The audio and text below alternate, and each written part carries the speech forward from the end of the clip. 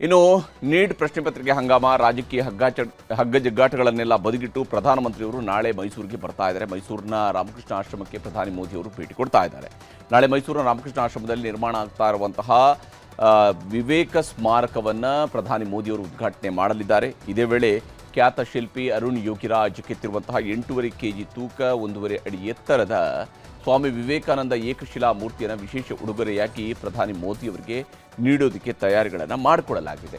ಈ ಮೂರ್ತಿಯನ್ನು ಬಿಳಿ ವಿಯೆಟ್ನಾಂ ಮಾರ್ಬಲ್ನಲ್ಲಿ ಏಕಶಿಲೆಯಿಂದ ಕೆತ್ತಲಾಗಿದೆ. ವಿವೇಕಾನಂದ ರಾಕ್ ಮೆಮೋರಿಯಲ್ ಮಾದರಿಯಲ್ಲೇ ಈ ಶಿಲ್ಪವನ್ನು ರೂಪಿಸಲಾಗಿದೆ. ನಾಳೆ ಸಂಜೆ 2 ಗಂಟೆಗಳ ಕಾಲ ಪ್ರಧಾನಿ ಮೋದಿಯವರು ಮೈಸೂರಿನಲ್ಲಿ ಇರ್ತಾರೆ. ನಾಳೆ ಮಧ್ಯಾಹ್ನ 3 ಗಂಟೆಗೆ ಮೈಸೂರಿಗೆ ಪ್ರಧಾನಿ ಮೋದಿಯವರು ಆಗಮಿಸ್ತಾ ಇದ್ದಾರೆ.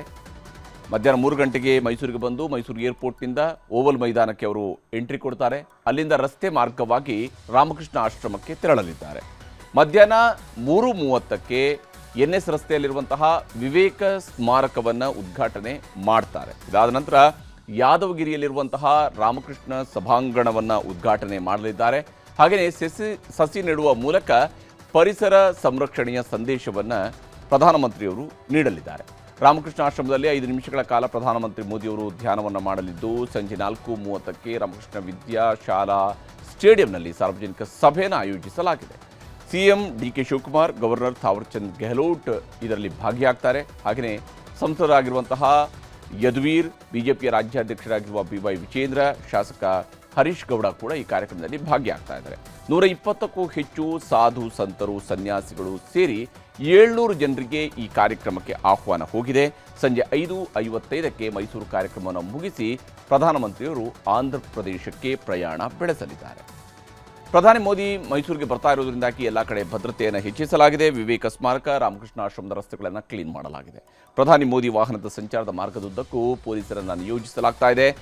ಪ್ರಧಾನಿಯವರು ಸಂಚರಿಸುವಂತಹ ಮಾರ್ಗಗಳಲ್ಲಿ ಯಾವುದೇ ವಾಹನಗಳು ಓಡಾಡದಂತೆ ಮಾರ್ಗ ಬದಲಾವಣೆಯನ್ನು ಮಾಡಲಾಗಿದೆ. ಮುಖ್ಯಮಂತ್ರಿ DK ಶಿವಕುಮಾರ್ ನಾಳೆ ಬೆಳಗ್ಗೆನೇ ಮೈಸೂರಿಗೆ ಹೋಗ್ತಾ ಇದ್ದು ಮೊದಲು ಚಾಮುಂಡಿ ಬೆಟ್ಟಕ್ಕೆ ತೆರಳಿ ತಾಯಿಗೆ ವಿಶೇಷ ಪೂಜೆಯನ್ನು ಸಲ್ಲಿಸ್ತಾರೆ. ಅದಾದ ನಂತರ ಮಧ್ಯಾಹ್ನದ ಬಳಿಕ ಪ್ರಧಾನಮಂತ್ರಿಯವರ ಕಾರ್ಯಕ್ರಮದಲ್ಲಿ ಮುಖ್ಯಮಂತ್ರಿಯವರು ಕೂಡ ಭಾಗಿಯಾಗಲಿದ್ದಾರೆ. ಇನ್ನು ಬಿಜೆಪಿ ಮುಖಂಡ ಯೋಗೇಶ್ ಗೌಡರ್ ಅವರ ಕೊಲೆ ಕೇಸ್ನಲ್ಲಿ ವಿನಯ್ ಕುಲಕರ್ಣಿಗೆ ದೊಡ್ಡ ರಿಲೀಫ್ ಸಿಕ್ಕಿದೆ. ಜನಪ್ರತಿನಿಧಿಗಳ ಕೋರ್ಟ್ ವಿಧಿಸಿದಂತಹ ಜೀವಾವಧಿ ಶಿಕ್ಷೆಯನ್ನು ಹೈಕೋರ್ಟ್ ವಿಭಾಗೀಯ ಪೀಠ ಅಮಾನತಿನಲ್ಲಿಟ್ಟಿದೆ. ಬಿಜೆಪಿ ಮುಖಂಡ ಯೋಗೇಶ್ ಗೌಡ ಕೊಲೆ ಕೇಸ್ನಲ್ಲಿ ವಿನಯ್ ಕುಲಕರ್ಣಿಗೆ ಸಿಕ್ಕಿರುವಂತಹ ರಿಲೀಫ್ ಇದು. ಯಾಕಂದರೆ ಜನಪ್ರತಿನಿಧಿಗಳ ಕೋರ್ಟ್ ಈಗಾಗಲೇ ಜೀವಾವಧಿ ಶಿಕ್ಷೆಯನ್ನು ವಿಧಿಸಿತ್ತು. ಈ ಒಂದು ಪ್ರಕರಣದಲ್ಲಿ ವಿನಯ್ ಕುಲಕರ್ಣಿಯವರ ಜೊತೆಗೆ ಚಂದ್ರಶೇಖರ್, ದಿನೇಶ್, ಚೆನ್ನಕೇಶವ್ ಟಿಂಗ್ಲಿಕ್ಕರ್ ಈ ಆರೋಪಿಗಳಿಗೂ ಸೇರಿದಂತೆ ಒಟ್ಟು 10 ಆರೋಪಿಗಳಿಗೆ ಹೈಕೋರ್ಟ್ ಜಾಮೀನನ್ನು ನೀಡಿದೆ. ಅಷ್ಟೇ ಅಲ್ಲದೆ ಜೀವಾವಧಿ ಶಿಕ್ಷೆಗೂ ಕೂಡ ನ್ಯಾಯಮೂರ್ತಿ ಬಸವರಾಜ್ ಹಾಗೂ ಮೊಹಮ್ಮದ್ ನವಾಜ್ ಅವರ ವಿಭಾಗೀಯ ಪೀಠ ತಡೆಯನ್ನು ನೀಡಿದೆ. ಇದರಿಂದ ವಿನಯ್ ಕುಲಕರ್ಣಿಗೆ ಶಾಸಕ ಸ್ಥಾನ ಮತ್ತೆ ಸಿಗ್ತಾ ಇದೆ. ಹಾಗಾಗಿ ಅವರು ಮಾಜಿ ಶಾಸಕರಾಗಿದ್ದರು ಅಥವಾ ಅನರ್ಹ ಶಾಸಕರಾಗಿದ್ದರು, ಈಗ ಮತ್ತೆ ಅವರು ಶಾಸಕರಾಗಿದ್ದಾರೆ. ಇನ್ನೊಂದು ಕಡೆ ಸುಪ್ರೀಂ ಕೋರ್ಟ್ಗೆ ಮೇಲ್ಮನವಿಯನ್ನು ಸಲ್ಲಿಸೋದಿಲ್ಲ ಅಂತೇಳಿ ಯೋಗೇಶ್ ಗೌಡ ಅವರ ಪತ್ನಿ ಮಲ್ಲಮ್ಮ ಅವರು ಹೇಳಿದ್ದಾರೆ. ಯಾವುದೇ ರೀತಿಯ ಎಳ್ಳಷ್ಟು ಸಹ ಪಾತ್ರ ಅವರದು ಈ ಪ್ರಕರಣದಲ್ಲಿ ಇಲ್ಲ ಅನ್ನೋದು ಪ್ರಮುಖವಾಗಿ ಸಿ ವಿ ನಾಗೇಶ್ ಸರ್ ಅವರು ವಾದ ಮಂಡನೆ ಮಾಡಿದ್ರು. ಎಲ್ಲಾ ಅಂಶಗಳನ್ನ ಪರಿಗಣನೆ ಮಾಡಿ ಇವತ್ತು ಮಾನ್ಯ ಉಚ್ಚ ನ್ಯಾಯಾಲಯ ಮೇಲ್ನೋಟಕ್ಕೆ ಸಾಕ್ಷ್ಯಾಧಾರಗಳು ಕಂಡು ಬರ್ತಾ ಇಲ್ಲ ಅನ್ನೋ ಅಂಶಗಳನ್ನ ಪರಿಗಣನೆ ಮಾಡಿ ಇವತ್ತು ವಿನಯ್ ಕುಲಕರ್ಣಿ ಅವರಿಗೆ ಶಿಕ್ಷೆಯನ್ನ ಅಮಾನತಿನಲ್ಲಿಟ್ಟು ಅವರಿಗೆ ಇವತ್ತು ಜಾಮೀನು ಮಂಜೂರು ಮಾಡಿದೆ. ಹಾಗೆ ಕೆಳಹಂತದ ನ್ಯಾಯಾಲಯ, ವಿಶೇಷ ನ್ಯಾಯಾಲಯ ಏನು ತೀರ್ಪು ಕೊಟ್ಟಿತ್ತು, ಈ ಜೀವಾವಧಿ ಶಿಕ್ಷೆ ಕೊಟ್ಟಿತ್ತು, ಆ ಜೀವಾವಧಿ ಶಿಕ್ಷೆಗೆ ತಡೆ ನೀಡಿದೆ.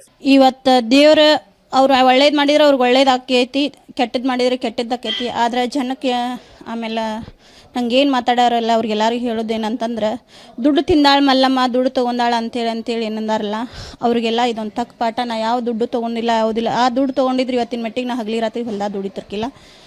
ಇವತ್ತು ಅವ್ರಿಗೇನು ಉತ್ತರ ಕೊಡಬೇಕು ನ್ಯಾಯಾಲಯ ಕೊಟ್ಟನಿ, ನ್ಯಾಯಾಧೀಶರ ಕೊಟ್ಟಾರ. ಸುಪ್ರೀಂ ಕೋರ್ಟಿಗೆ ಏನಾದರೂ ಹೋಗ್ತೀರಿ ಅಥವಾ ಇಲ್ಲ? ಇಲ್ಲ, ನಾನು ಹೋಗಂಗಿಲ್ಲ, ನಾನು ಅಲ್ಲಿ ಹೋಗಂಗಿಲ್ಲ.